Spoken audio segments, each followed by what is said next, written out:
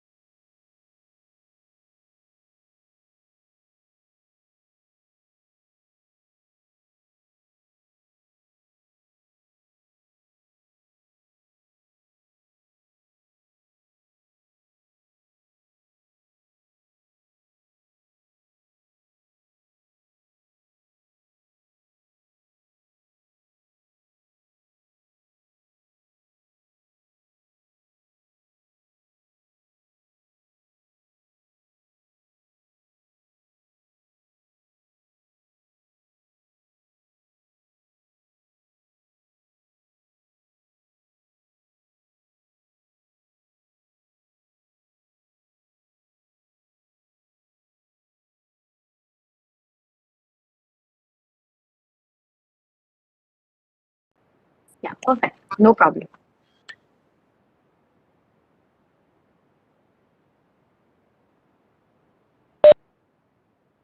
Good morning and welcome everyone. Thank you for joining today's summit. My name is Glavina Matthias and I am your host for today. Dun& Bradstreet is pleased to host this summit on the topic Beyond Remunerations, Mantras to Build an Engaged, Motivated and Loyal Talent Pool. Over the years, there has been a rapid transformation in the way the HR domain has evolved with respect to building an engaged, motivated, and loyal talent pool in the organization. While salary plays an important role in job satisfaction, it isn't necessarily the most vital element today. Creating a rounded package that supports employees' needs, wants, and desires, along with long term flexibility, has become the need of the hour in today's dynamic workplace. As companies realign themselves to a new hybrid workplace model, employee engagement, motivation, and loyalty have been the continuous focus areas as these are new business realities. Well, in this summit today, we are looking forward to an insightful leaders board by the esteemed industry leaders present with us for a discussion. Before we proceed ahead, let's take a quick look at the flow of events for today's session. Please refer to the agenda which is displayed on your screen right now.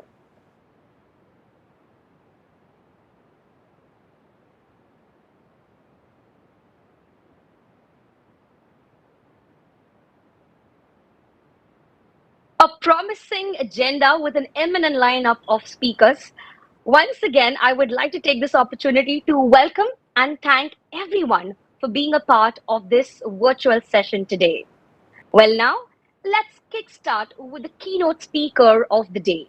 I would like to invite the director of ICFAI Business School Ahmedabad, Dr. Vivek Ranga, to share his views on reinventing organizations in the context of changing stakeholders' expectations.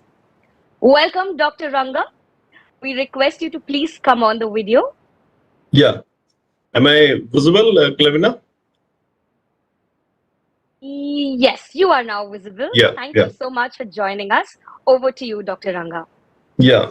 Thank you, Clavina, and good morning to all the audience joining and all of my co-panelists. And it's been wonderful and a privilege to be here speaking at this the People Leader Summit.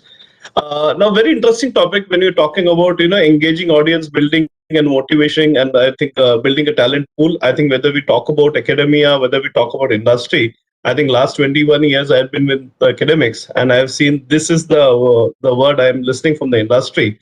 And we're trying to educate students, that this engaging, motivated, and having a loyalty. And I think business school students are been challenged time and again about building long-lasting careers. But I think this has not never become so pertinent while we're talking about it last 2 years unprecedented time. I think today, when all of us been sitting across the industry, I think we are talking about two eras. Before COVID and after COVID. It's almost like before Christ and after Christ we're talking about. So something which we did before COVID is questionable, or maybe we may have to rethink those kind of context in which we were trying to do, and a lot of new things have been added. And I think the war footing soldiers were the people leaders, in the organizations, and the kind of things were happening. So I just wanted to, I thought of what is that right thing to be talking about with when you have very, very uh, leaders of, who'll be influencing organizations, who'll be influencing, a lot of careers. So I thought of reinventing organizations. There is a need to look at, how can we reinvent? We have invented a lot of techniques, a lot of tools, but is there a possibility? Now, when I say this, it's imperative that we start looking at in terms of the context to which we had which forces us to look at this. Now, as you are all aware, we had a very unprecedented time last 2 years. The world was at pause. Somehow, all of us have been resilient enough to be doing this. But again, when we are opening up, when we are moving across, schools are opening up, we are getting into the offices, institutions are opening up. We are still not very, very, light-hearted. We still have war happening in the Europe, and the turbulence is experienced at global level. we still keep on hearing a lot of inflation worries happening in India, the cost worries, the fuel prices, the crude prices going because of that. We've also been at sidelines. We're also hearing COVID cases happening in China and all. So I think we are still not going with 100% surety. So I think that again, we don't know what is the kind of way we are going. Now, having said that, yes, the expectations have changed. We have to be going further, but their expectations have changed, and we have multiple stakeholders when you're looking at an organization. I am primarily trying to focus two stakeholders which are key. The customer, which actually influences expectations of even employees. So when I talk about customer expectation, it is largely driven to a lot of, I think we have changed as consumers, the way we were buying, the way we were uh, trying to do movies and all those kind of things, maybe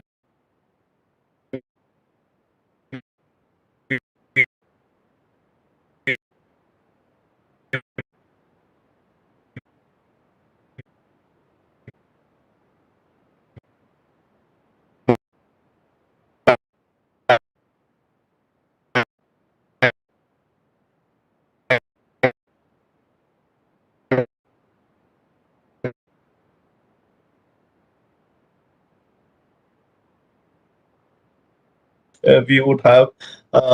While how do we align our employees in terms of changing this very very high expectations of the customers?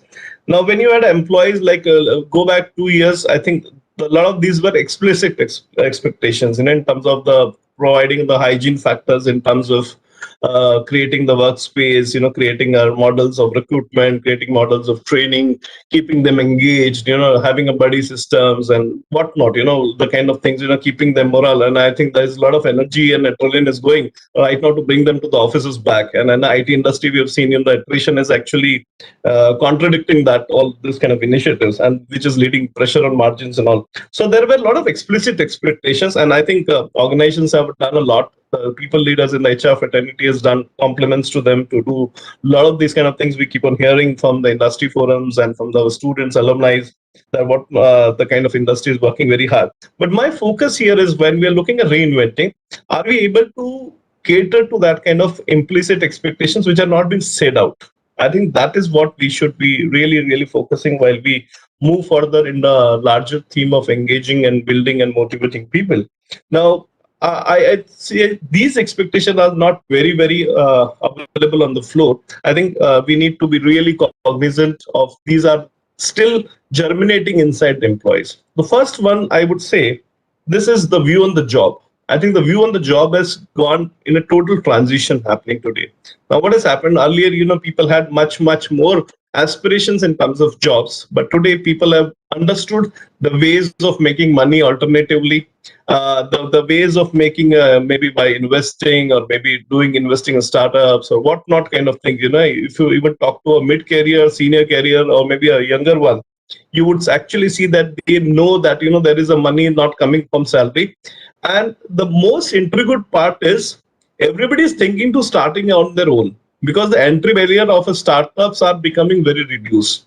Now, perhaps at an organization level, we are not able to cater that entrepreneurial kind of orientation, or because the startup ecosystem is very, very less entry barrier. So I think that is getting germinated.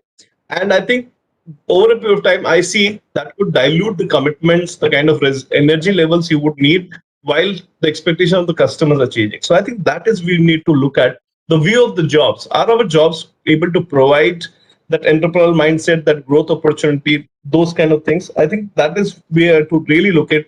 If you go back 2 3 years back, or maybe a little more years back, I think people were much more career oriented. People are okay with, I've been hearing with those people, okay, if I lose a job, I can still do, I will open up a YouTube channel, I will do something else. So I think alternate income is trying to create something which is we need to be really looking at while we reinvent the organization. I think there's second reason also happening, because of the so much uncertainty we saw in a life and death scenario so near. I think people are reaching to that corporate nirvana stage. And they're okay with that. If that something is not happening, it's not going to be taking my thing. I think that self-actualization, Maslow's actualization has happened, and I think that is good, desirable. But to what extent? If it starts coming into a very young generation, young leaders, perhaps they would maybe having a problems in maybe meeting aggravated customers or those kind of things. So I think we need to look at prevent this corporate nirvana coming setting so fast, because people say, okay, death is there, and then I really get scared while people say, nothing matters in life. So I think that is what. Third, which I've been feeling a lot of things, a lot of online learning. We have been grappling at the institution level that we were studying from home. That you had SFH, but you are working from office. You're studying from home.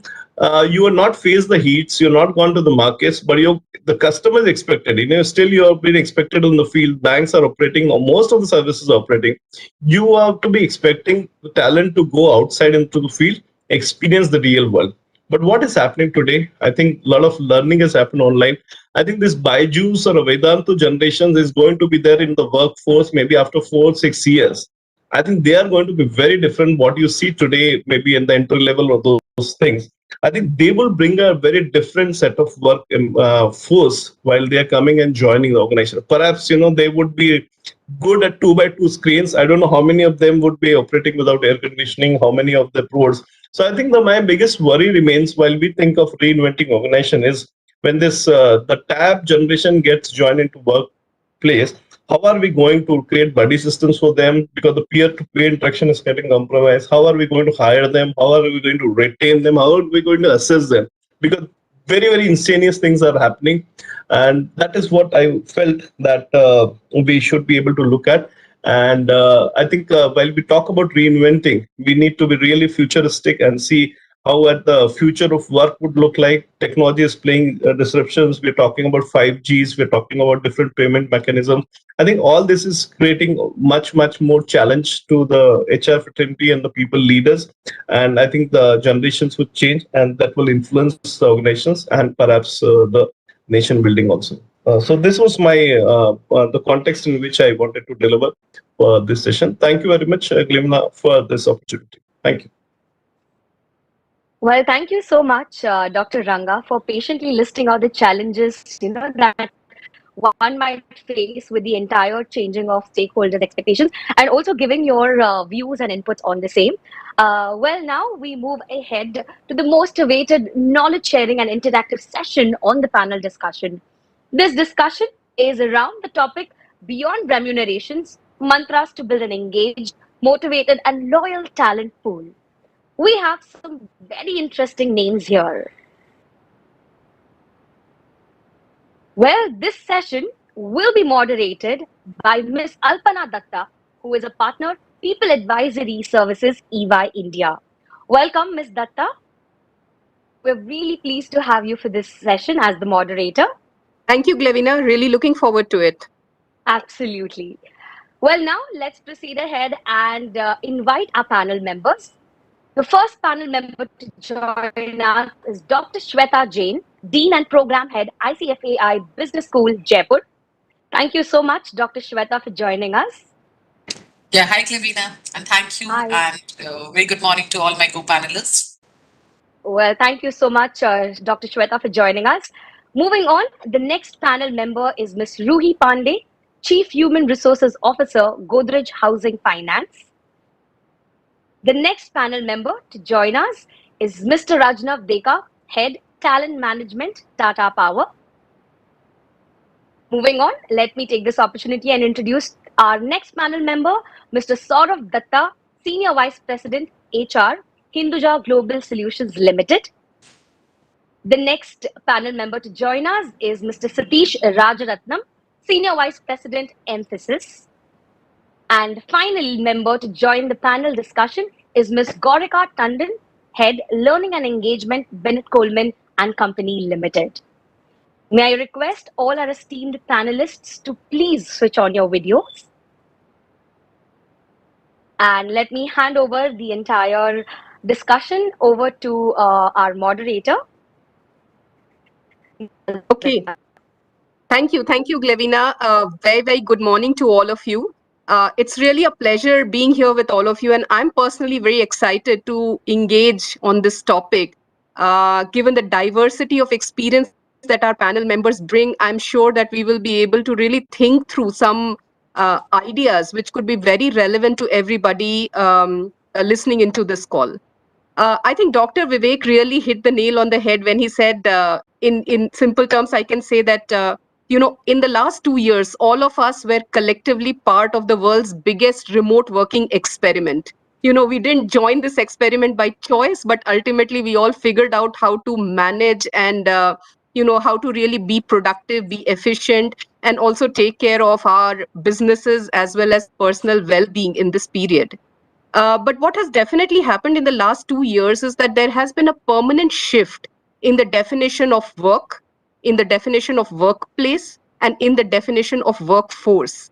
And I think, Dr. Vivek, you were alluding to some of this, right? Saying that there are so many different types of workforce models. There are alternate careers. There's the rise of the gig economy. There are people who are saying that if I have the right skills, I can take any employment model that works because it is really a market where skills is what the currency of the future is going to be. It's not so much about the years of experience or the designation or the corporate hierarchy anymore. We've also seen, being a part of a consulting organization, I've had the benefit of seeing organizations across industries. And depending on the kind of industry an organization has been in, this extent of change could be very different, right? In very core sector, traditional manufacturing organizations, probably they don't have a choice to be very, very bold about saying that I'm going to shift to a fully virtual working model on a permanent basis. But then those organizations are also transforming in the way they operate to make sure that their cost and their people expectations are taken care of. But we've also seen that there have been a number of organizations who have been so bold in saying that we are going to permanently move to a virtual model of working. Now, while there are organizations in both extremes, we see most organizations being in the middle where they are trying to work out some form of hybrid working or the other to make sure that they are able to balance out elements of business, human, cost, convenience, all of these things. Now, in the middle of all of this, what is really happening is that the employee, which is at the center of all of this change, you, I, and everybody else who's part of this workforce, is really changing what they are expecting from the corporate world, right? So organizations are worried about how best to attract, motivate, and retain their key talent. And employees are saying, as an employer, I now want different things from you than I did in the past. Okay. Now, let me also say that, in this global war for talent, battles aren't going to be won on money alone. We've heard, and again, I will quote Dr. Vivek here. He talked about how bright people around the world are leaving organizations at an unprecedented rate, right? And this we are seeing across people of different age groups, different experience groups. It's not that just the younger generation is doing something and the others aren't. And they could be doing so for a variety of reasons, right? To start a business, entrepreneurship has really risen. Some people have gone back to studying, saying that let me come back with skills which are going to make me future ready.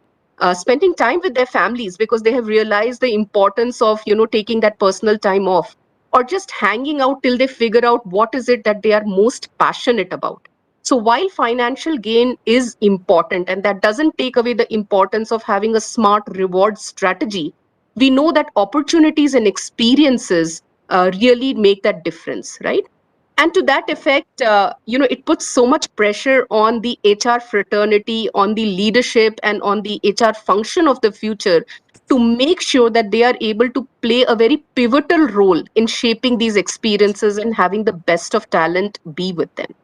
So, with that context, maybe I will just now, sort of reach out to our panel members, maybe starting with you, Dr. Shweta. So, amidst all of this, how do you really see all of these changes impacting the way HR itself needs to operate? Is there really a fundamental shift that is required in terms of what HR of the future needs to do to be fit for the business? Yeah.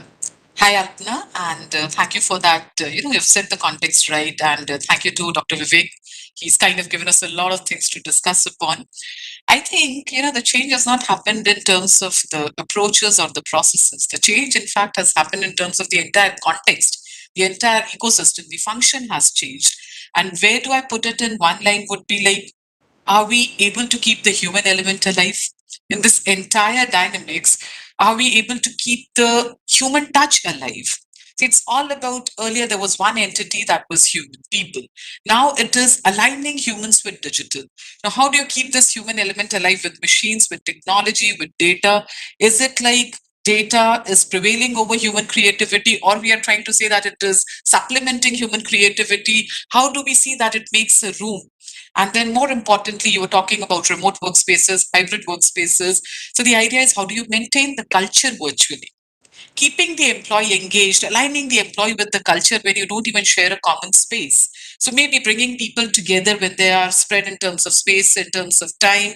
And most importantly, what I see is temporariness in everything, in every aspect, be it because of, it is driven by gig economy, it is driven by technology, it is driven by changing expectations, but ultimately what it results in is temporariness. So how do organizations, particularly HR, deals with this temporariness?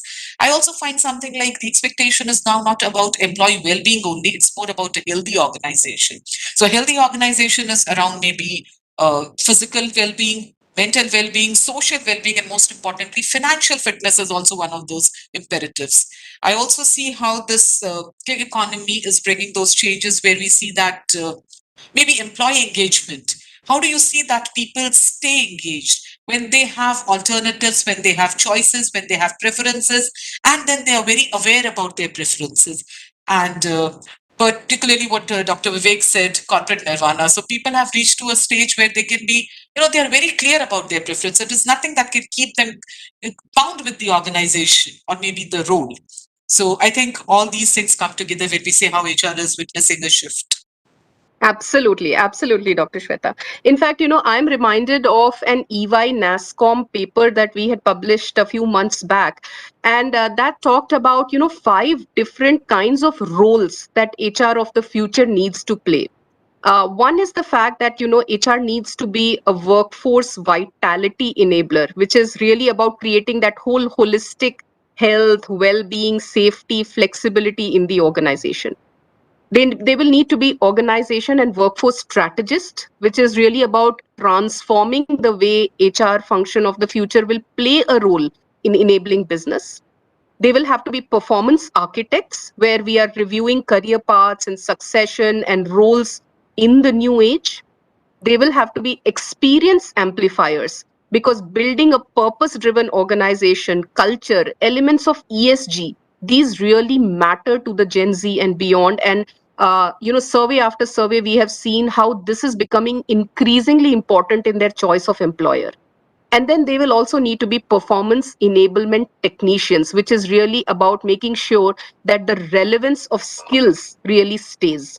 So I think very similar to the ideas that you put on the table, in terms of saying that it's really about preparing HR to be the true enabler in a slightly different context. It's not incremental. Depending on the kind of organizations and the kind of workforce we are part of, this could be extremely transformative for HR itself. Okay, great. So moving on, Ruhi, if I can now request you to share a little bit of your view from a Godrej Housing, perspective or otherwise, in terms of what have you seen in the recent years? How is it that your organization's strategy has changed? How has hybrid impacted the work environment? And is that really putting a lot of pressure on people leaders to keep the employees motivated? So what's really going on, and what's been your experience there?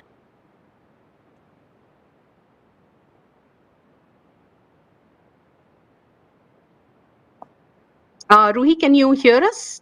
Sorry, I was talking on mute. One of the very interesting introductions of the pandemic is you're on mute or Yes. things like, can you hear me? So get introduced to that. So what I was saying is that we're an organization born in the pandemic. So it is a startup. I was heading HR for properties and then moved into creating this new startup totally from scratch. In fact, just about a couple of weeks back, we've made our ambitions larger, and now we've said we won't only be restricted to housing finance. So now we're called Godrej Capital. Um, and it's very interesting because in many ways we have whatever we have become has happened through the pandemic. So there are certain things which certainly I'd like to share with you all. I feel like the pandemic in itself brought a lot of things, brought change very fast. Organizations which were fence sitting on this work from home, flexibility, pretty much had really no opportunity but to go into work from home mode. Absolutely agree that there has been a major impact on mental well-being of employees due to multiple reasons, not just only at the workplace, but also challenges with managing work, managing home, in between, all around. There was so much of adversity that it impacted mental well-being. Unfortunately, it has also led to a lot of women leaving the workforce, and women themselves are facing a very unique challenge that despite work from home coming and getting introduced, which is all about flexibility, more women continue to drop out of the workforce in our country, and I'm sure E&Y statistics would also support that. Now, a few things which I feel, to answer your specific questions about managers and what changes have happened. I think some of and as we are getting back to normalcy, I also hope that we don't go back to our early way of working. In fact, we were having a panel the other day, and two, three CHROs of very large organizations mentioned that they've all gone back to 100% working as the government's allowed. So I also see a very reverse trend happening. I think there's a major feeling of FOMO in many companies that we've lost out because we were not working in office. So while we are talking about flexibility, we are talking about hybrid. If you really run a statistic sample, I think the data could prove a little different. And there is major resistance from leaders and managers, even as we talk about the fact that they still do believe that now that the restrictions are out, we need to get more and more people back to the physical workspace. That's one trend. Second trend is employees want to come back, because one of the things I think one of them alluded to it, this entire thing about workplace being also a social arena. How do you have water cooler conversations, informal catch-ups? Many people come and say that they have just got so cooped up at work that work is almost now feeling like we're getting away. So they want to come and do catch-ups. Specifically, what is it not conducive to? What is it conducive to? We all know. Gives you flexibility. You can work from anywhere. Gives you access to a very large talent workforce, and that is the way to go. I fully endorse the hybrid model. But what it takes away is cultural assimilation. We have really struggled through the pandemic to culturally assimilate, specifically being a startup in the financial services space. It totally does not, it takes away the relationships people had at work, co-workers. Making relationships on virtual media is proving to be a challenge. Innovation, brainstorming sessions. It totally takes away the spontaneity and informality of walking into each other's rooms for a cup of coffee. So that's all the challenges which I kind of have seen. Managers, how do they kind of manage it? I think two, three areas. One is, of course, the mindset shift, which in many ways happened. I somehow or the other see, Alpana, that it's somewhere going away. People are falling back into the old pattern that it's better that people come into work. So how will we continue to train leaders, managers to say that productivity wasn't hit, it's not going to get hit, please allow hybrid, and let's see who really is needed to come into the workplace. The second is safety and security. While we are out of the phase of the first 2 3 waves of pandemic, still it's important that we ensure that people wear masks when they are in public spaces. They don't call people indiscriminately unless they're actually required. So I think that's the second thing. A third is really training managers to build this motivation at work, even if they are not doing it physically. Oftentimes, we're having conversations with leaders. Every time we talk about saying, you need to engage your workforce, we need to get them motivated, their answer is, let's have a party. Let's call everyone in for a conference. We have missed out that over the last 2 years. So training them to say virtual meetings are more, how can you have engagement sessions? How can you have a catch up over tea, even if they're not physically present? Because I fundamentally also, Alpana, believe that the pandemic and virtual working makes you a lot more organized.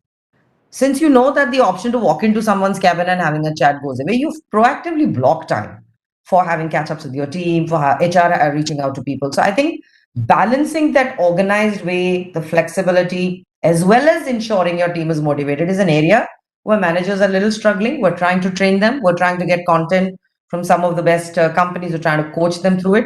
I still don't have an answer on how do we ensure innovation can continue to happen virtually. I think that's one more tool to be given to managers. So those were my few cents.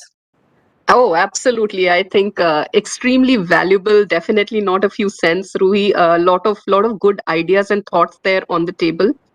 Couldn't agree more to many of the points that you made. I think I'm seeing this across organizations. Let me now turn to Ajnav. Ajnav, from a Tata Power perspective, what has been your experience in managing employee engagement?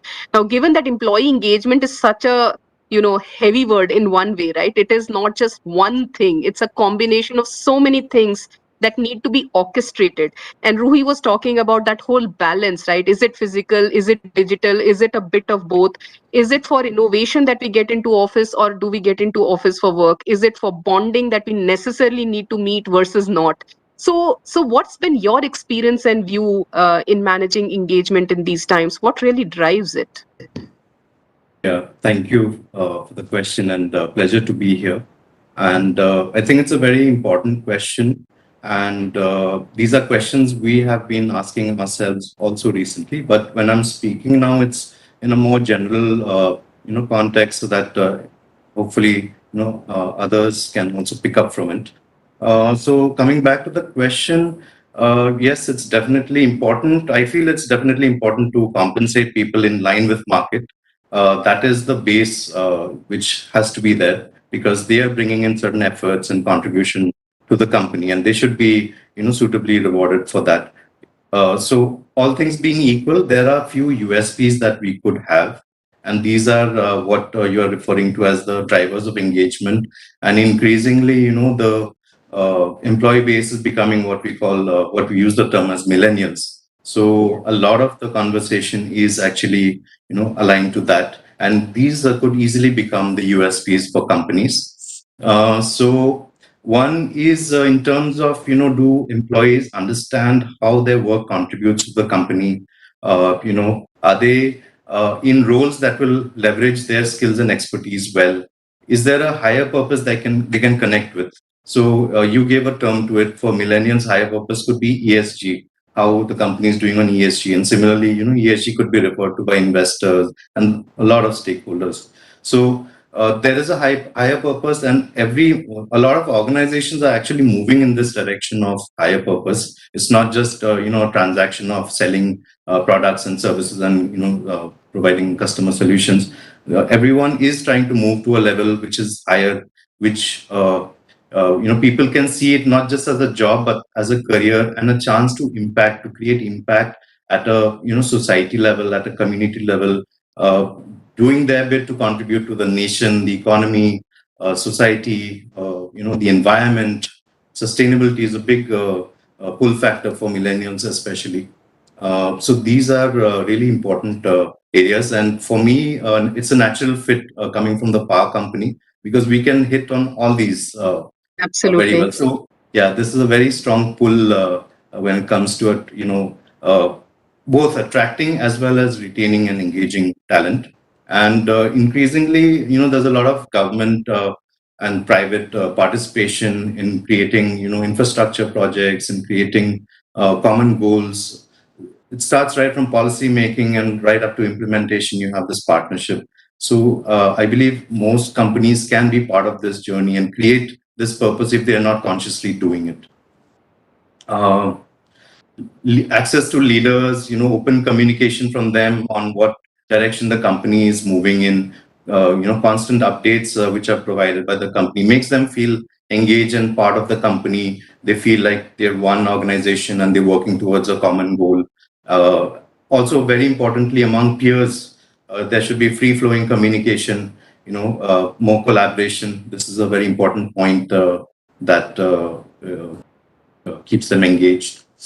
The work environment itself has to be nurturing enough, and this is where I'll talk about diversity, not in just in terms of say gender, but in terms of diversity of thought, opinions, views. So can that is also something which millennials look forward to. So can we be part of a team which respects diverse views and everyone contributes in their own unique way? It makes them feel wanted, accepted, respected. Uh, they can solve problems more creatively as well. Uh,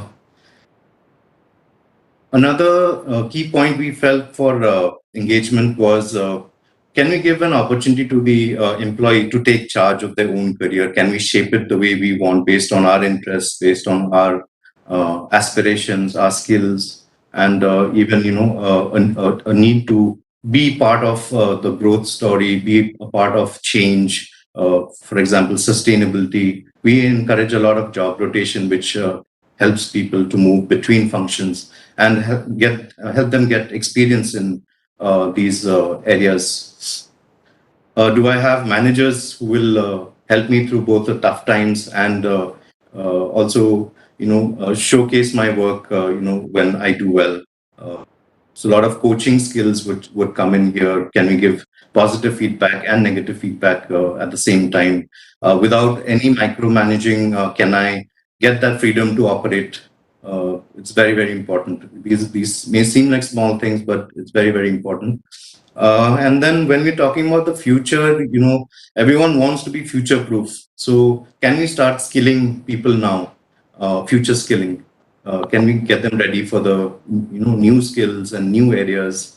Can we draw pride? Can they draw pride from the fact that the company is into adopting new technologies, new businesses, new models? Can they be part of it? Can they be involved in that? A lot of traditional companies are going digital. And just yesterday, I think I was at Marine Drive and I saw a Nika store. So it was always online. So new models are coming up every day, and if we can get people involved in these spaces, it's a huge, a very attractive value proposition for them. We have again, we are fortunate. We've been traditional, but we're moving into things like EV charging, home automation, rooftop solar. These are all very attractive for people to be part of a business such as this, which is actually contributing to the economy, to the society, to the environment. So for us, it's a natural fit. So hopefully that should be a good pull factor. And lastly, what Dr. Ranga was mentioning about entrepreneurship. So this is something which actually we are picking up. We are exploring this theme. Can we create entrepreneurs in residence?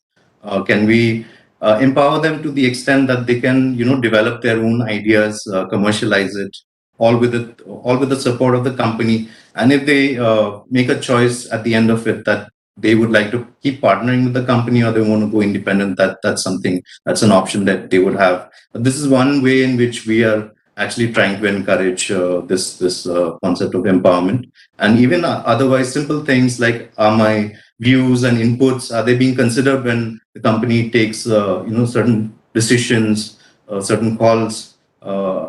Can the employee take calls on behalf of the company?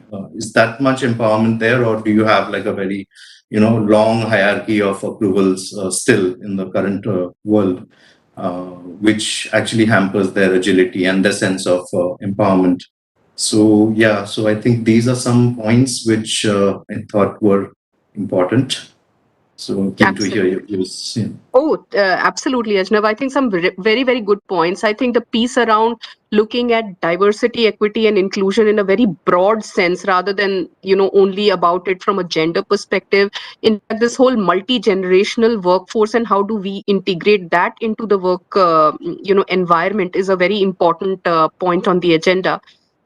The other piece that you were talking about, right, from an ESG perspective or any of the others, they want organizations not to have a separate wing which is spending money on just planting trees. That's like kind of very disconnected. What they are saying is, first of all, I want to hear from the leaders, how is it that you have integrated sustainability in your thought around business? Rather than saying, okay, I'm going to go ahead and do business as usual. On the side, if you have top up time, go teach 5 children. So that's not working anymore, right? They're saying it has to be part and parcel of work. I have to be in it. It has to be in letter and spirit rather than just as an add-on activity. So I think that's good. And the idea of entrepreneurship, I thought, was extremely interesting and an innovative one where you are providing that platform and that channel. So I think a lot of good ideas there. Thank you for that, Ajnav. I'm just going to quote an EY study that we have been doing in the last 2 years, which is called Work Reimagined. And I think a lot of you may have seen it. It's something that we publish every 6 months, because we all are aware of the fact that there is so much changing on a real time basis, both in terms of employer strategy and employee expectation. Gone are the days where we could create a 5-year strategy on people and say that we will come to it when we need to. So it's very agile, it's very real time now. And this survey contains, responses from about 17,000 plus employees across 22 countries. And an interesting statistics, and why I am quoting this survey, is that this year, and we just published this year's results in May 2022, earlier, just earlier this week, 43% of employees are saying that they are likely to leave their employer in the next 12 months. Now, this has gone up from just 7% employees saying so in 2021. Of course, it was the year of the pandemic. But really, a statistic which is as high as 43% employees saying that they're likely to leave their employers. And 53% employees who were in the millennial and the Gen Z category said this. 60% of employees who are in technology and related jobs said this. So what I'm trying to say here is that it's quite likely that we are going to face attrition at a continued rate for various reasons, right? Now, if all of this is going to be the new normal, Saurav, let me ask you, what, according to you, are some of the secret ingredients for keeping employees engaged and motivated? What can organizations do? Um, thank you, Alpana. Glad to be here today and participate in this discussion. Okay, well, if you ask my honest opinion, we are living today in a world where there's no dearth of information. Actually, there's abundance of knowledge and ideas all around. Right from the recipe of an exotic dish which you may want to experiment with, to some of the most complex mathematical algorithms, everything is available. Tap a few buttons on your handset, on your laptop, on the gadget that you use, and it is right there in front of you. In such a situation, perhaps it's next to an impossible task to keep the ingredients secret, that too on such a hot topic like employee engagement, employee motivation, which is perhaps one of the most debated topics today. And I think every organization is looking for ways and means of what can we do extra. We are doing certain things now. Can we give it a different flavor? Do I need to add something new? So, and now that you brought in the topic of, Ajnav also spoke about the millennials, and you touched upon the topic of Gen Z. So practically, we are living in the information age. And I would imagine that everyone here has a healthy share of the Gen Zs in their workforce. As we continue hiring in your junior levels, in your entry levels, the number of Gen Zs that you have today in your workforce, they only increase in number. And hence, viewing employee engagement and motivation from the lens of this generation, I would believe is extremely critical. We must also remember that these Gen Zs are what we call them as Zoomers, or your digital natives, because in reality, perhaps they are the first social generation to have grown up with access to internet, portable digital media, right from a very early, very young age, right? So this is a very connected generation, and with the abundance, rather, let me take the liberty of saying that with an overload of information that is available everywhere, the concept of secret ingredient, I don't think will now valid anymore. So, okay, at the same time, what as an organization we can do, what we do to enhance impact and to stay relevant, is to use these ingredients in your own special way to cook a dish that is satisfying to the slot, what is appealing to them, what they actually prefer. Dr. Ranga also pointed out the Baijus and Vedanta generation, which are going to be hitting your workforce very soon. So now we're talking about the generation post the Gen Zs, which are your alpha generation. I think that's the word which is being used now in the industry. So we have abundance of challenges available with us now. So what we have done now, how we have baked at HGS, keeping in mind all this variables that we have with us, what we have done to blend these few ingredients that are available with us to cook a dish that we believe is satisfying to this lot. Let me speak about few of those that we at HGS are doing today. We are, our entire employee engagement, that framework revolves around 6 important points. So, is it anything very different? Perhaps no. Are we all doing some things in bits and pieces? I would want to believe that most of our organizations are doing this. But what we do here is, let me share that with the panel. One, starting with your HR outreach and connects, be it your one-on-ones, your skip levels, your open houses, departmental head coming and speaking, addressing the functional teams, your quarterly town halls, wherein not only you discuss the financial numbers, but you go beyond that. Your team leaders, AM, DM meeting with HR business partner, we have been very, very particular about it. And during the pandemic, we literally ensured that the HR takes an additional step in terms of ensuring that we take this seriously and the connect does not get broken under any circumstances. We also introduced something which we did not have in the past, and we called it as a family connect, wherein our HR business partner, they reach out not only to the employees but also to the families of employees to assure them of the safety measures that we are taking. There's a lot of anxiety among not only we have a very young workforce, the BPM business that we have, very young workforce. So anxiety is not only amongst the employees but parents as well. So to assure them that there are safety measures that we are taking at AGS, and it is also to create an awareness on the importance of career and AGS as an employer of choice. So that's our first thing that we have done. Second pillar that we look forward to and we have worked on is on building pride. Know your organization, know HGS, know your policies, create a culture of belongingness, and building pride in getting associated with an organization, I think, is critical and very early at an employee life cycle. It's important. We have put in a lot of emphasis around it. We also introduced, and all because courtesy to the pandemic that hit all of us, pre-onboarding program completely virtual, which we did not have before. We called it Josh, and trust me, it received fantastic reviews. Celebration and fun is the third pillar that I think is part and parcel of every organization. We all are doing it today, and that is what we do is we have a customized activities calendar which we share with the team members, which we share with the employees. Festive celebration, your service completion greetings, fun activities, etc. Typical what we do as an employee engagement part. The fourth, reward and recognition, I'll not talk about it. I think we all are doing it today in whatever capacity we can. So that's where I don't want to elaborate much on that. We also celebrate the success stories, learn from the mistakes. The fifth one is on wellness and CSR. I think we spoke about in our discussion today about the overall wellness program. We have encouraged our employees during this pandemic and even after that, right now wherein there's a hybrid, a lot of people are coming to office, to participate in various wellness activities, your emotional wellness, your financial wellness, social wellness, and also in the giving back programs, be it your counseling or organizing sessions on general well-being, nutrition, fitness challenges, and this young crowd, they really get very enthused about it. X number of steps can you clock in a particular, for us, we may feel, okay, the relevance of it, sometimes you may question when you're actually talking about it and when you're brainstorming. But trust me, this is something the young generation, they are so fond of. It's, as if a new breath of life they have got. And they are so enthused about all that.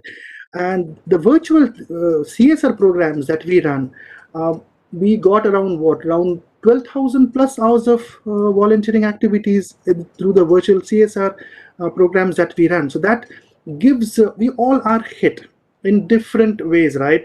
But the feeling that I'm able to give back something to someone who is also impacted, that means a lot to a set of employees. So that's something which we did as our fifth pillar. And the last but not the least, in terms of a project and talent management programs, we also did a lot of work around your center of excellences, building around the work from home. Trust me, our organization was not so much in and around the work from home concept, right? It was as an exception as compared to a rule.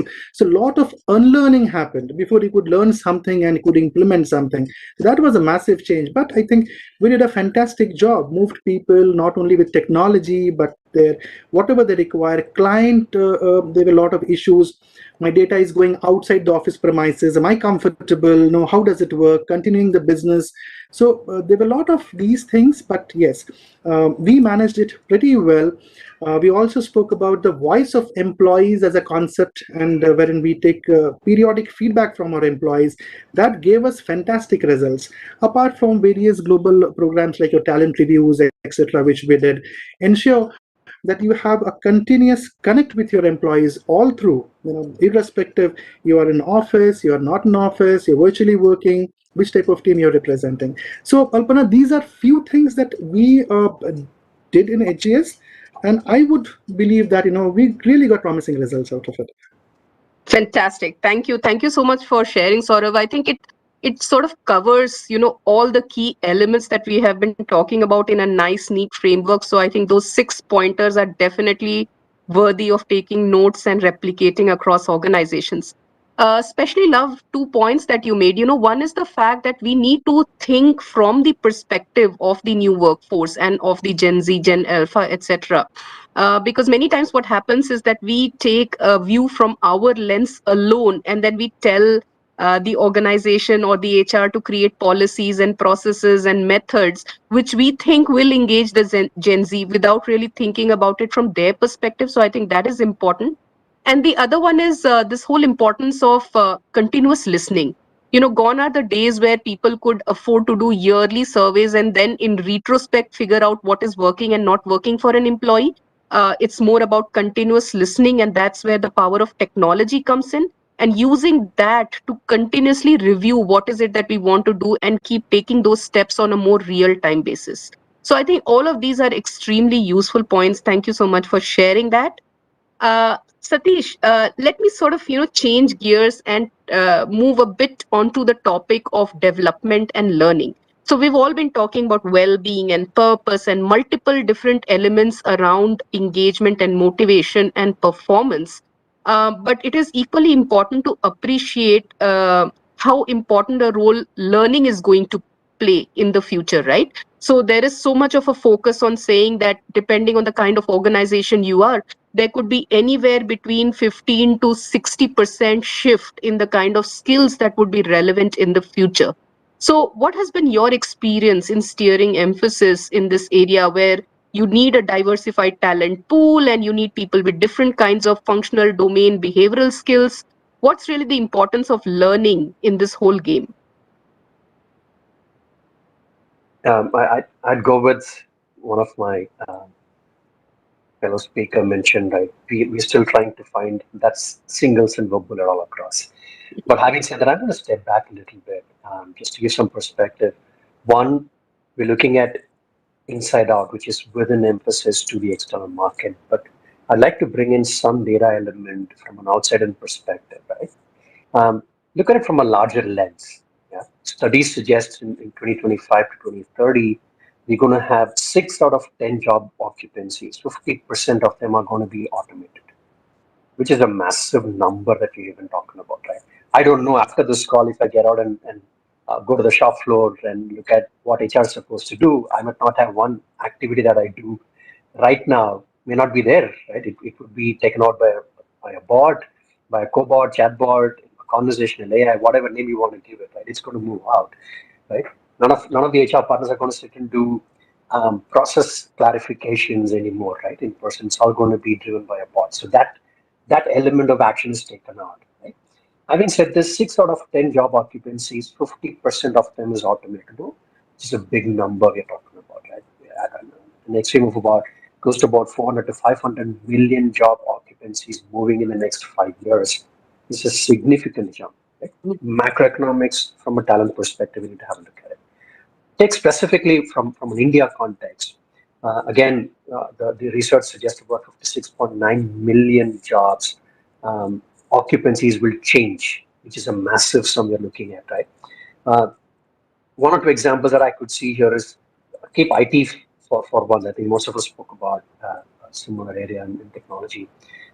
Look at non-core jobs that are there. Right? Let's take, for example, if today we're talking about, we're not talking, it's a reality, right? Autonomous mobility is a reality right now.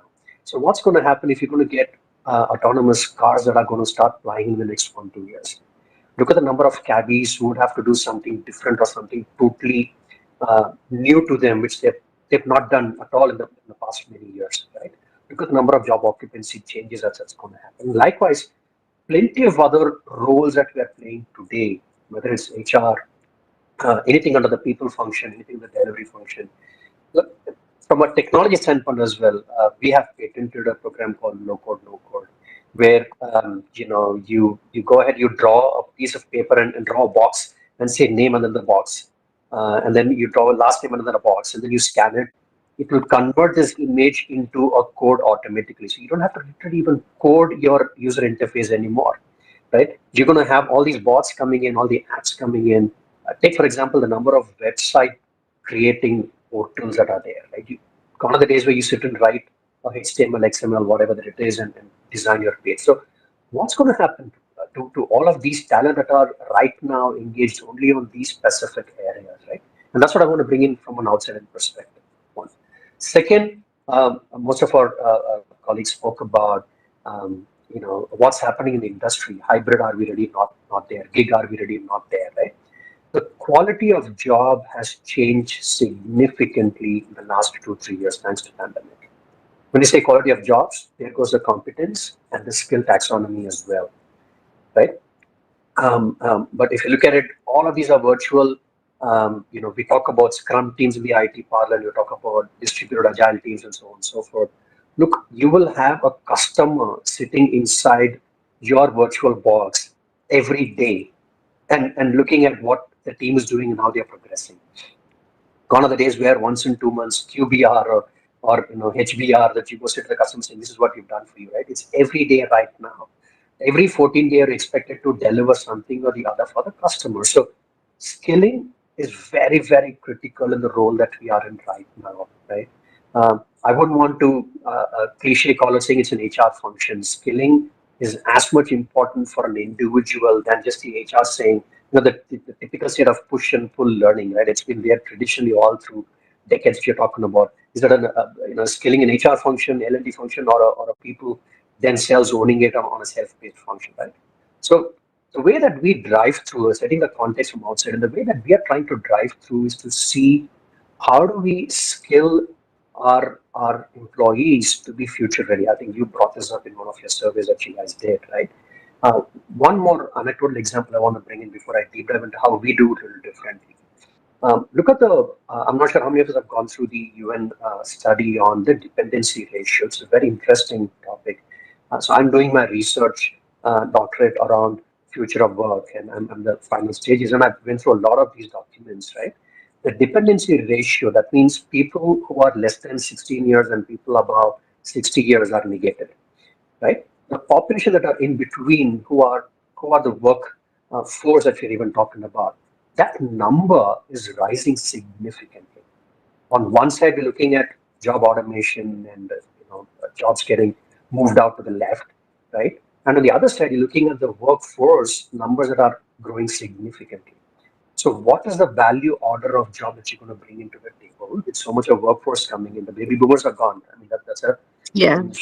anymore, right? You have the population. Right? Take in India, for example, 8% of graduations increment happens every year. 8% across the country with our size, right? So you have so much of workforce who are graduating or waiting to get a job. How do we scale them as well, right? So this is the broad base. It's a much larger world hunger that we need to resolve collectively as a people function. How do we upskill, cross-skill, and be ready with the next 4 or 5 years as an industry? That is on one side. But getting back to the question that you asked about, internally, what we do is we have a 3-quadrant approach, right? We have the org capability building, we have the customer expectation, we have the individual aspiration. Fairly simple, what we call as the 3, if you want to put it, circles out there. And the intersection of it is something that we really work on an immediate basis. So what we do is we pick up digital skills that are needed here and now for the customer that he or she is working with. We pick up here and now let's say digital skill. I mean, that's a quote unquote cliche, digital skill that is needed for the organization to thrive upon for the next 1 to 3 years. We also pick on aspirational technology learning or aspirational domain learning from an individual, from an employee as well. So we put all the three aspects into a box and say, hey, here is your learning goal for this year, right? So that way you don't lose focus. People don't think, look, I want to become a cloud engineer, but I've been made to get certified on a C sharp or a WPS or whatever technology that it is, right? So we don't give that differentiation to our employees, nor we're telling the customers, look, whilst my entire capability in the organization is moving towards the quote unquote metaverse and the cloud and so on and so forth. However, I'm still ensuring that your technology stack is kept intact, your knowledge is kept intact because I'm training all my employees on this specific technology, so not to worry. So, which is reassuring all all the stakeholders equally by saying, look, it's not just the future. We're trying to also make sure that the current is also guarded, and the aspiration is built, and the future is also saved, right? So that's the way that we work. We have a patented program called Talent Next. What happens is if I go put in, if I'm hired in Emphasis, right, I would have my JD, I would have my profile. The profile gets in there from my ATs into the learning program. So the AI ML driven system picks up keywords from each one of these and say, look, Satish has done something in Scrum, something in this certification, something that certification. He's also done Python, for example. He's also done R programming, which is what I've done in reality. So it picks up all of these and say, hey, look, if he's been hired at this specific role with this set of primary skill, secondary skill, and tertiary skill, here is the roadmap for him to move up in the value chain. He can either choose this career progression laterally. We have a career ladder laterally, or he can pick across the lattice as well, right? If he wants to move from HR, because we also see him doing or getting certified on AWS, on Python, and R, he has a potential to go engage customers. If you want to move into a CRM role, these are a few things that he can pick up and he can easily move into a CRM role. So we give them that entire scope, and that way we're kind of ring fencing every individual by saying, look, 3, 4, 5 years you're doing what you're doing, but we are also giving you learning and development program which can take you places. And you can also reimagine yourself doing something different outside of what you've been doing traditionally for 5, 10 years or 2, 3, 4, 5 years. Right. So that way, when I think someone spoke about the engagement as well. So one, we're engaging the employees to the best, right? Two, we're also committing and committed that, look, we will grow you, we will keep you relevant in the industry. So it is not that we make you just get certified on something else, but we keep you relevant. Third, we're also letting you know, not just development is not just learning alone. We're also developing you to do something more, something different you can also aspire for. So we block all three aspects, whereby the impact is around creating a better employee experience, which is a issue right now. Right? How do you create better employee experience in the virtual world? Else, if we don't, I mean, I strongly believe is if we don't engage our employees, someone else will. Right? Yeah. And that's what we're doing, and that is working very well for us up until now. Fantastic. Fantastic. Great point, Satish. So I think the whole piece that you're talking about, where learning and development is more of an integrated proposition, right? And we talk about it in the language of saying it's about a success profile rather than saying that there are different boxes for technical, functional, behavioral competencies necessarily. And it's also an integration of your current skills and future skills. It's a continuous learning path.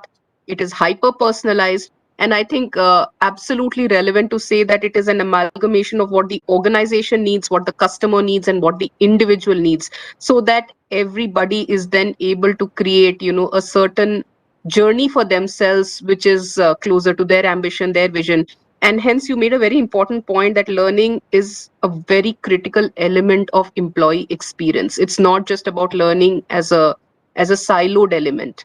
And another point that I thought you made, which was extremely worthy, was where you were talking about the importance of business and organizations looking at this as a strategic function. It's not just about HR doing something on the side. And I'm increasingly seeing C-suite members saying that talent advocacy, which is both in terms of hiring and developing talent, is a board agenda, it's a C-suite agenda, it's a collective business responsibility. Yes, there could be process enablers and subject matter specialists in this space, which could be in the HR function, but it's not about a push anymore. It's more about the pull because it is so important for business. So thank you. Absolutely. Thank you If for I that. may quickly add on to it, I mean, Yeah, yeah, it's no more a learning function KPI, yeah, right? It's the organizational's OKR, if you want absolutely. to put it Absolutely.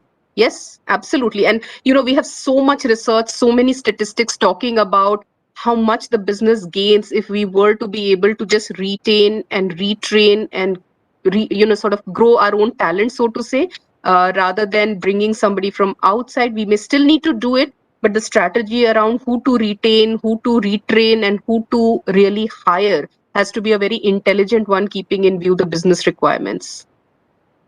Fantastic. Okay, Gorika, your views. We're talking so much about learning and development and skilling, and that is really so important for the business. But what is really the importance of monitoring this in a very close terms on a very regular basis?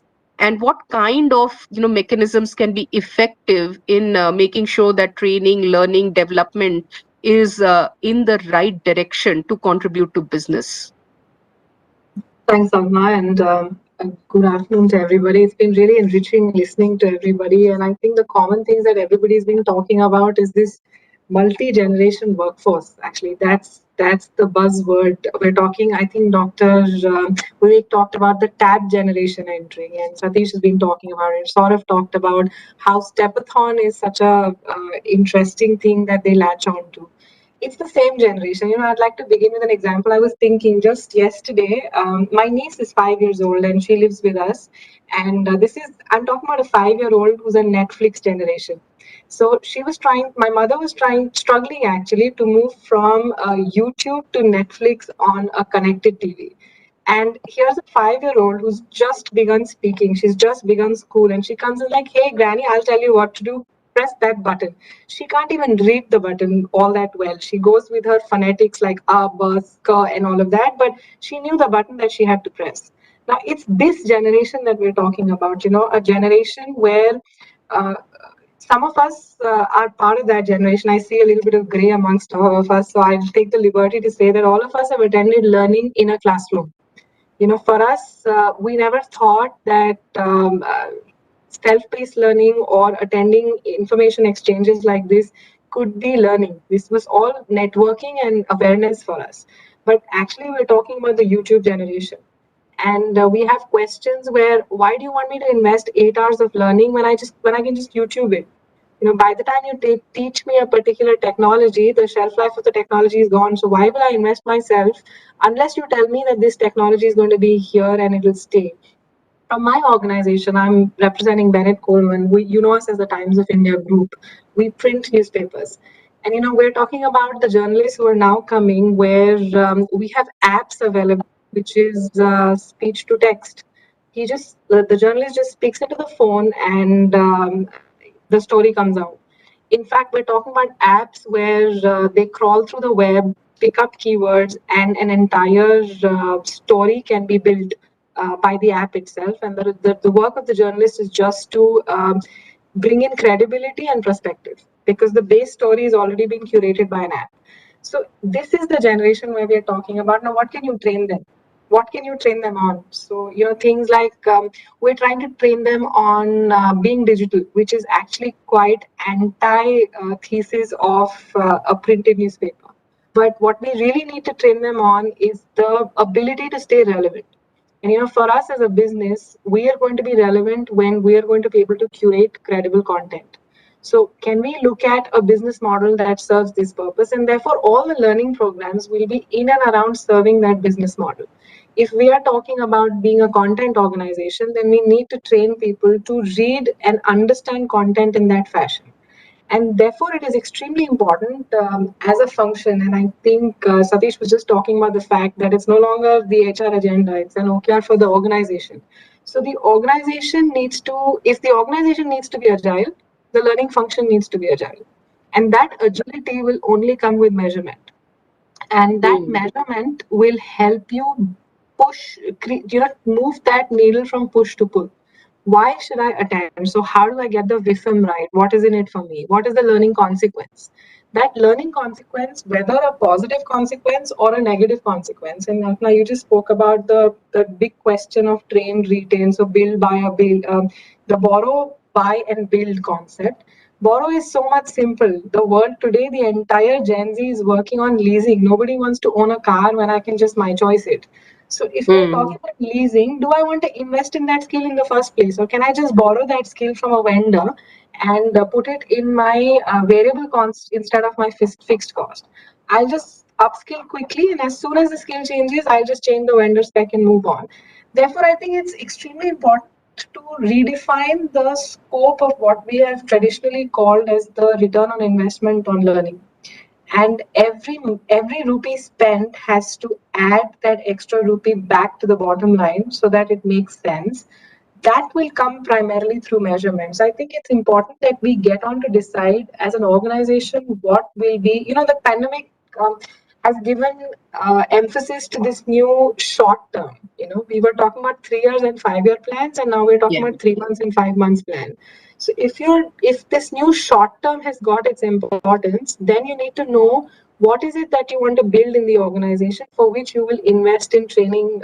And now the new buzzword is learning journey, because you're talking about building habits, you're moving from, and the other thing that has come in is this bite-sized learning concept, or the mobile learning, mobile first learning, which basically means that I will just build awareness through a masterclass. You attend a quick 30 minutes and you know what you want to know. You get a sense of, do you want to learn this at all or not? That's level one. Once we establish that awareness was important and you're interested and we are interested and there's value, we move to stage two, which is more immersive learning, and we get into A plus B, where awareness gets to probably assimilation of sorts. And then the third stage would be the implementation or the applicability stage. And that's the time which has traditionally changed the Kirkpatrick's model of the L1, 2, 3, 4. Now we're actually talking about what is it that we want to just build awareness about. So there's a buzzword.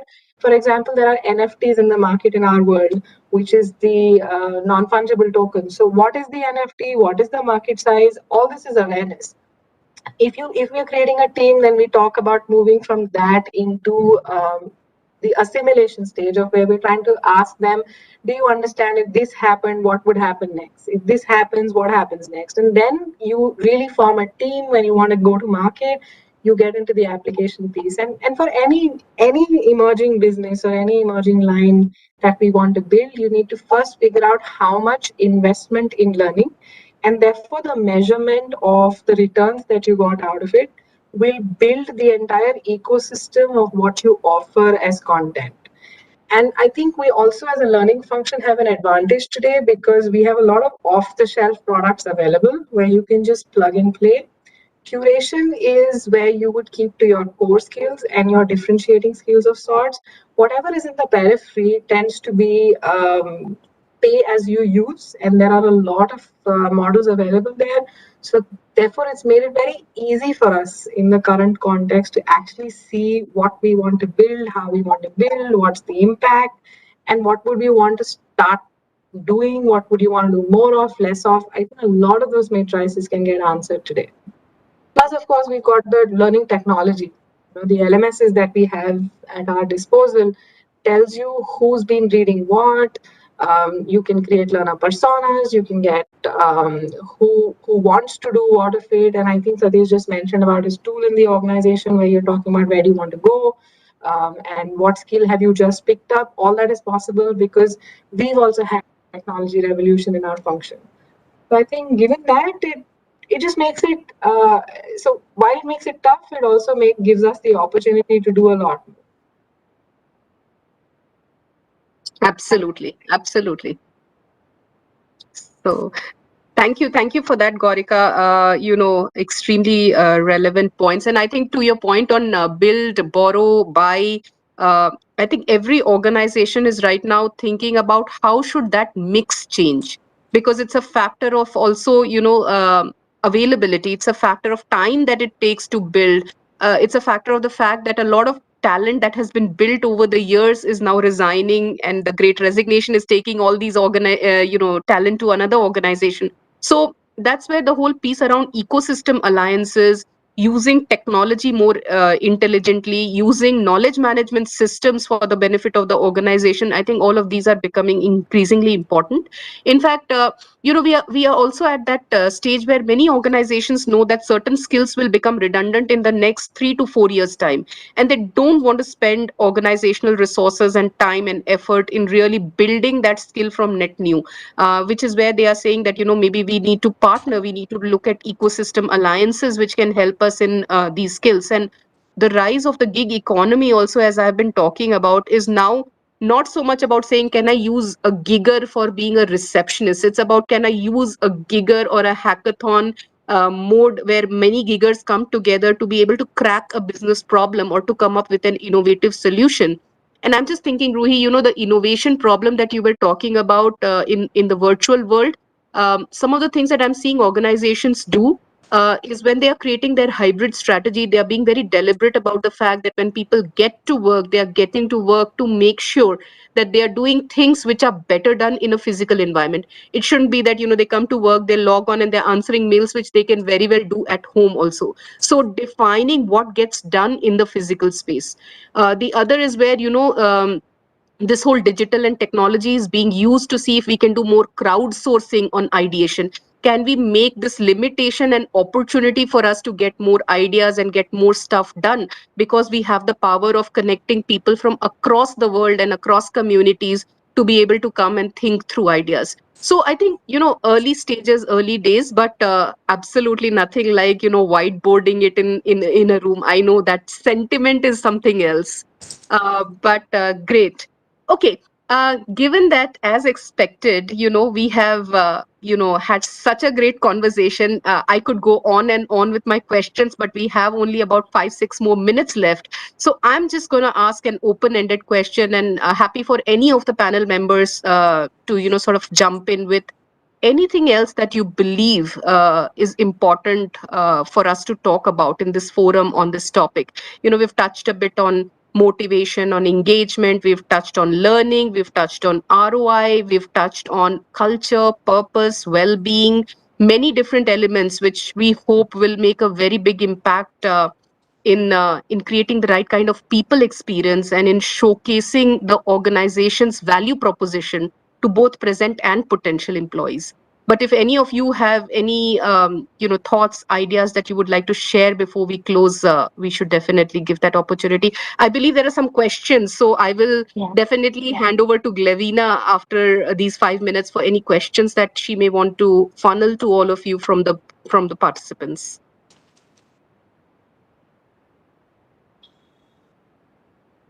So, Alpana, just, I know we are running short of time. Just one important thing I wanted to share. Sure. At the same time, we are right now in the hybrid workforce model.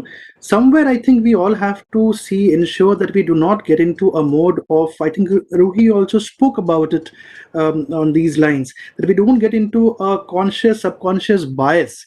Right? As a manager, as leadership, are you ready for your team to be working completely on a hybrid mode?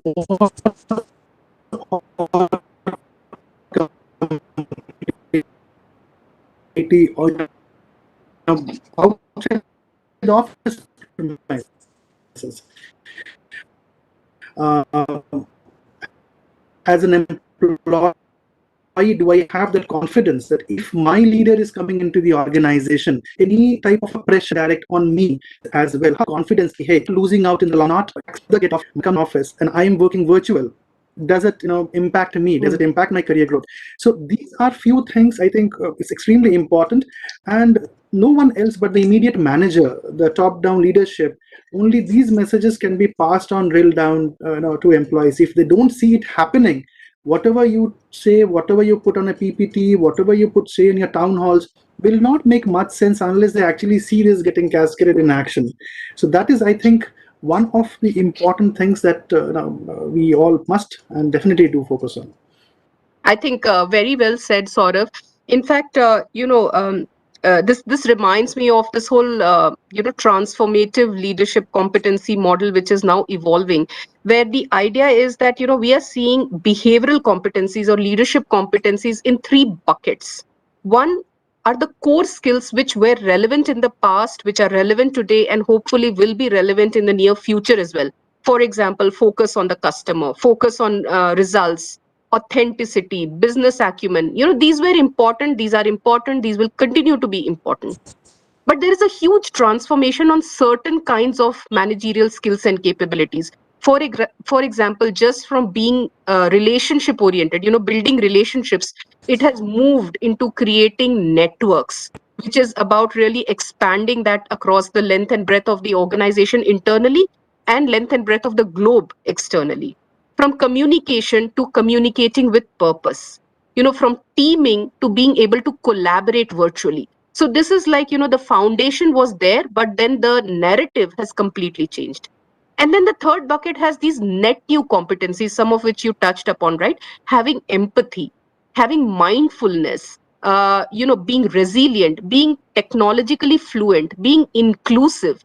We did not see these to be front and center in the competency model of, the leaders in the past, not in too many organizations, but these are becoming increasingly important, and hence a lot of learning, development, training, enablement in these areas is becoming extremely important.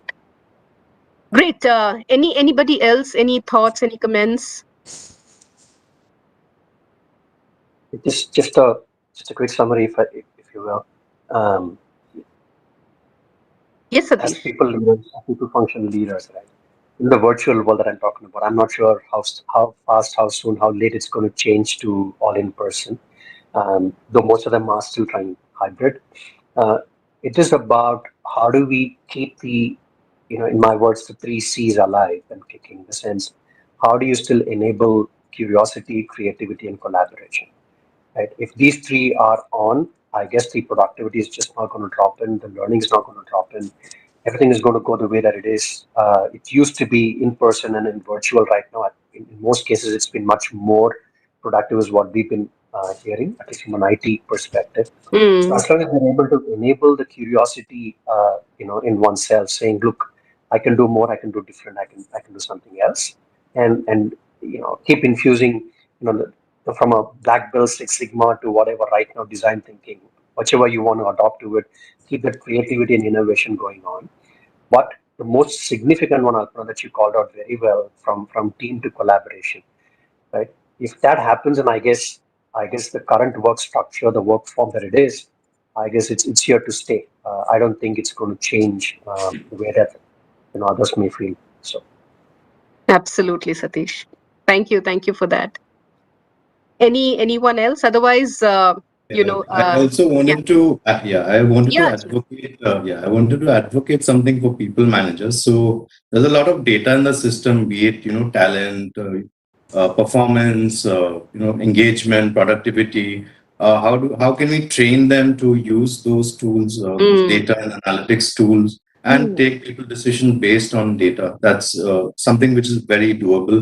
The tools are available. It's just about, adopting that and taking informed making informed decisions. So this is yeah. something which we could definitely look at, and of course, going forward, as coaches, as counselors, how can they better manage their team? This will be important going forward. Very true. In fact, the whole concept of digital fluency is a horizontal, right? It is irrespective of level and function. How can we be more digitally fluent so that we are able to balance the role that technology can play and the role that humans should play? So, using the power of technology, the data, the analytics to generate meaningful insights which can inform us to take actions that will produce impact and give us that kind of an ROI on our own times. So that's absolutely right, Ajnav. Okay, Glevina, do you Glenn, want to go ahead and ask your questions that you have received from the yes. participants? Yes, absolutely. I'm going to do that. But before that, I must address, what an enriching session it has been. Superb energy, I must say. Thank you so much to everyone for sharing your valuable inputs as well as sharing your experiences. I'm sure a lot of learning has happened in this session. Well, now moving forward, as Alpana mentioned, we are going to take questions from our participants. We've got a couple of questions. The first question is as follows. Anyone from the panel member, could take up the question to answer. So the question is as follows. What is the latest tech tools used by the HR fraternity, especially in the hybrid work model? I'll repeat the question. What is the latest tech tools used by the HR fraternity, especially in the hybrid work model? I think this is a very relevant question in today's times. People are all looking for tech tools to make their work easier. So anybody who could take up this question to answer? I think maybe I'll take a punt at it. Sorry, please. No, after you, Ruchi. Go ahead. Yeah. One of the, I mean, there are multiple technology tools available in the market, ranging from bots to artificial intelligence and many other things. I think the most important thing before any organization uses technology is to really understand how that fits in. Now, what I have seen personally working very well for the entire group in Godrej is what we call as the artificial intelligence, which is a learning tool to understand engagement. I think that is a very interesting place to use it, because otherwise it is left to the HR business partner to constantly keep touch basing with employees specifically along their journey. This is a tool which is enabled, reaches out to the individual through the various phases of their existence in the organization, asks a bunch of questions and creates a dashboard and sends it directly to the CHRO and various people who are involved in the chain. Why is it good? In my experience, one, the employee, it's transparent and open. So unlike the engagement surveys we do, which is like a voice of all employees combined together, it is one individual at one time. The employee knows that he or she is talking to a very neutral artificial intelligence, and the information will directly be given discreetly. Secondly, it's very timely, and it keeps giving you maps of where are your red pockets of amber, pockets of green. Obviously, it is left to the HR team and the business teams to drive the intervention. But from an engagement listening tool perspective, I think that's one area which is very good. And I will, of course, leave it to Gaurika to talk more about it. But the other area which is very interesting to use technology is in the area of learning. She spoke about bite-sized learning, but combining performance management, your organizational data on key matrices, and a very strong learning management tool to tailor make learning plans for each individual. I think that's another area which is the future of learning. Thank you so much, Ruhi, for answering that. I'd like to request Gaurika to add on to that.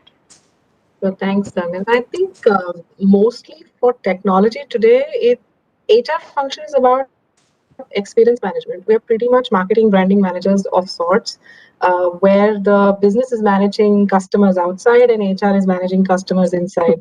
So from that perspective, I think it's about experience management, and therefore, depending on what is the need of your customer, is it a need to get serviced? And that's where, like Ruhi was mentioning, we've got bots. I need a letter of employment, I need my visa, I need this, I need that. That's something which is self-service. So for that, you have technology. Then comes the next, it's like a Maslow's theory of sorts, of the pyramid of the ask of your customer. The basic needs gets done by these kind of bots and technology. The next level where you're engaging or having conversations around, can I do this? Is this allowed in the policy? Which is one level up, which again probably will get done by shared services, because there you don't really need the HR person to have a lot of background experience on you, and it's actually agnostic of who you are. Anybody could have asked that question and I'll kind of resolve it like that. It's the third level, which is where we're trying to see new offshoots of technology, where you need to engage with an individual with the background of who the individual is. That is where, and I really like that point that you had made, Alpna, which is what technology can do and what humans should do. And I think it's that zone and that area where you have new technology tools that really are kicking in, where the human decisions are getting better because it's data backed. It's data backed because of personas or aggregations of all the machine learning and the artificial intelligence, etc. And with that data and persona, I think they only watch for, I think somebody mentioned, I'm not sure if it was you, Saurav or Satish, I don't remember, but basically somebody was talking about that we shouldn't get into the bias of data. Yeah. So you cannot have the machine dictate a solution. You will have to have human intelligence, which, Alpna, to your point, will bring in all the competencies of empathy and resilience, etc., which come in and get you that human aspect to get that employee experience going, that he or she remains a loyal customer with the organization. Absolutely. In fact, I just want to say one quick thing, Levina. I think this itself could take half an hour to answer. It's like there's so much, right? Across the hire to retire life cycle, experience management, service now layers, customized persona based digital footprints, there are so many. So I think it's the age of digital and, hence a lot of digital Yeah. tools are there. Yes, Yeah, Satish. absolutely. But I really like what Yeah, Gaurika said. No matter what tools we're going to use, ultimately human experience is what, is going to matter. Yes, Satish, I think one of you wanted to add on to this. no. Alpana, the hire to retire is now dated. It's now pre-hire to alumni, right? That's what digital has brought in. Oh, yes, yes. I agree. I correct myself. In fact, hire itself is redundant and retire is definitely redundant because even after retiring, you have so many people in the workforce who are working as advisors and giggers. So Yes. that's absolutely a gone concept. All right. So I'm going to move on to the next question. Thank you so much for answering this one. The next question from our participants is: many employees are finding work-life balance as being disrupted due to the pandemic and work from home environment. How do you address this issue in your organization? I'll repeat the question. Many employees are finding work-life balance has been disrupted due to pandemic as well as work from home environment. How do you address this issue in your organization? Maybe, Glevina, if I can just take one quick shot at it, and I'll be really brief here. See, this is where, again, on the theme of data and human integration, I think there are two, three important levers. One is why is it that there is this whole problem? Okay, it's also on the employees' part where they fail to be able to switch off. And it's also on the manager's part where they feel that if the employee is at home, there is no boundary to the start time or the end time, and if I feel like answering an email at 12 in the night, then the employee may also respond at 5 in the morning, and all of that has become acceptable behavior. So some bit of it is behavioral in terms of what employees and managers are doing. But the other interesting part in which this problem can be arrested is again by using technology. For example, Microsoft Viva has this whole analytics, right, where it tracks what is the behavior by looking at your digital footprint. So, typically how many hours a day are people logged on? Are there a lot of large group meetings? Are there enough one-on-one conversations? Are people answering emails before and after office hours? So that is not to pinpoint to a person, but at a group level, when you see that there is all this happening in a rampant fashion, that's when you intervene, the human intervention to say, why is this happening? Is it discipline, or is it that you have so much work that you cannot contain it in a meaningful manner and work life balance? So already, saying that this is a potential burnout risk, please modify your behavior before that event happens. So I think both on the behavioral side and using data and technology to be able to give those proactive solutions to avoid burnout and create better work life balance is something that I am seeing a lot of organizations do. EY also does help a lot of organizations in doing this, because this is one of the solutions that organizations want to invest in, before it's too late. Yeah, absolutely. Very well said. Is there anybody who would like to add on to whatever Alpana has covered?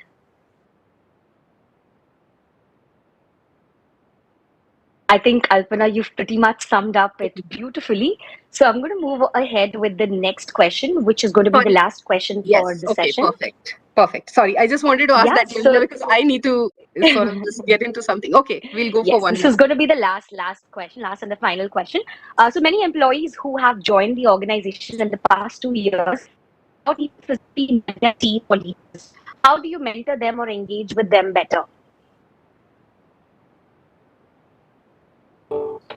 So, let me take a shot at it. What we do here, people who have joined recently, we have this in-house tool that we are using currently called Voice of Employees, the Moments of Truth. So at every stage of an employee journey, right from the time that you have joined the organization, on your day of induction, your day of orientation, which is between 0 to 7 days, you are sent a set of questionnaires wherein HR also engages with you. Moving forward on your training completion, which is a very critical phase in an employee's life cycle. Then on the job training, when you get your early production, your mid-year, your annual surveys, when we do not believe any further in doing a once a year employee connect, but it's a constant process wherein you talk to the employee, you get their inputs, you get their feedback, and the best part of it is we have evolved from a state wherein all these inputs will get into a machine and it will give you analysis, and that synthesized data goes to HR then talks to the manager. No, as a line manager, as an ops manager, you have the flexibility of logging into the system at any given point in time, and you can run a survey on your own, or you can actually go and see the results that this is what this particular team is telling me if I'm responsible for that team. And HR gets a copy, but as a line manager, as a first level manager, you can also go and get access to that data, that information, so there is no dependency, and you are able to engage people in a much more productive manner. So that is something which has helped the organization and especially the line managers significantly. That's something I wanted to share. Thank you so much, Saurav, for sharing that. Well, with that, we would come to the end of this session. First, let me thank Alpana for summarizing the entire panel discussion and duly helping in answering the relevant questions raised by our attendees. I would also like to thank our esteemed panelists who share their valuable inputs on this entire topic of discussion today. Well, one more important, thank you to all our participants for joining us, for tuning in for this entire summit. Today's session wouldn't have been a success without the active participation of all our esteemed speakers, panelists, and delegates. I would like to thank each and every one for taking out time and being a part of this virtual summit today. A special thanks to ICFAI Business School for their support to this initiative, without whom this entire summit wouldn't have been possible. So thank you so much, ladies and gentlemen. Take care and stay safe. Thanks, Glavina. Thanks, everyone. Thank, Bye. thank you so much. Bye. Take Thank you. care.